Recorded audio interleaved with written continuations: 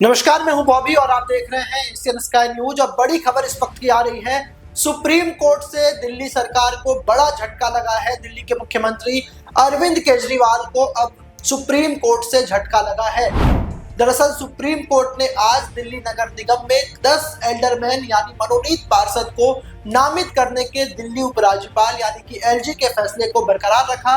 अदालत ने साफ कर दिया कि एलजी को एमसीडी में पार्षद मनोनीत करने का अधिकार है। इसके लिए दिल्ली सरकार की सहमति जरूरी भी नहीं है। सुप्रीम कोर्ट ने कहा कि दिल्ली के उपराज्यपाल एमसीडी में 10 मनोनीत पार्षद बिना सरकार की सलाह के नियुक्त कर सकते हैं। तो बड़ी खबर इस वक्त है। लगातार एल्डरमैन के नियुक्ति पर लगातार बवाल उठा था, उनके वो वोटिंग कर पाएंगे या नहीं, इस पर भी सवाल उठा था। और ये पूरा मामला सुप्रीम कोर्ट गया और सुप्रीम कोर्ट ने आज ये साफ कर दिया कि दिल्ली के उपराज्यपाल बिना सरकार के सहमति से 10 एल्डरमैन की नियुक्ति कर सकते हैं। आपको बता दें कि देश के शीर्ष अदालत के फैसले को मुख्यमंत्री अरविंद केजरीवाल की आम आदमी पार्टी सरकार के लिए बड़े झटके के तौर पर देखा जा रहा है। मनोनीत पार्षद की नियुक्ति पर लंबे समय से विवाद चल रहा था और इसी के चलते एमसीडी में स्टैंडिंग कमेटी का चुनाव भी रुका था, क्योंकि मनोनीत पार्षद भी इसमें मतदान करते हैं। एमसीडी में आपके 134 और बीजेपी के 104 निर्वाचित पार्षद हैं। इसके अलावा एमसीडी में 10 मनोनीत पार्षद भी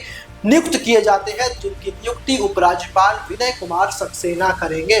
पार्षद की जो नियुक्ति है, इस पर सुप्रीम कोर्ट का कहना है कि यह एलजी का कर्तव्य है। चीफ जस्टिस डीवाई चंद्रचूड़ की अध्यक्षता वाली 3 जजों की बेंच ने एमसीडी में मनोनीत पार्षद नियुक्त करने के अधिकार एलजी को देने का फैसला सुनाया। इस पीठ में जस्टिस पीएस नरसिम्हा और जस्टिस जेबी पालीदावाला भी मौजूद थे।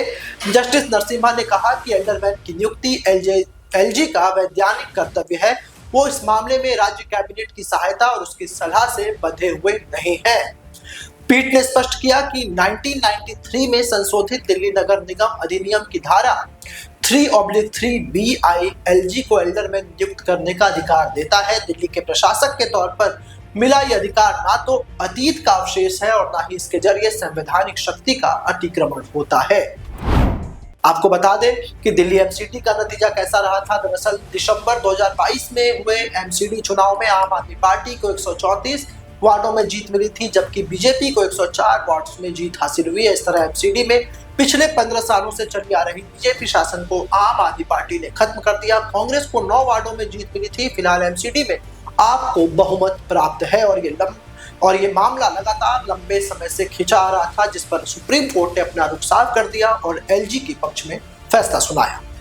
ऐसे ही तमाम खबरों के लिए आप हमारे साथ बने रहें और देखते रहें एशियन स्काई न्यूज।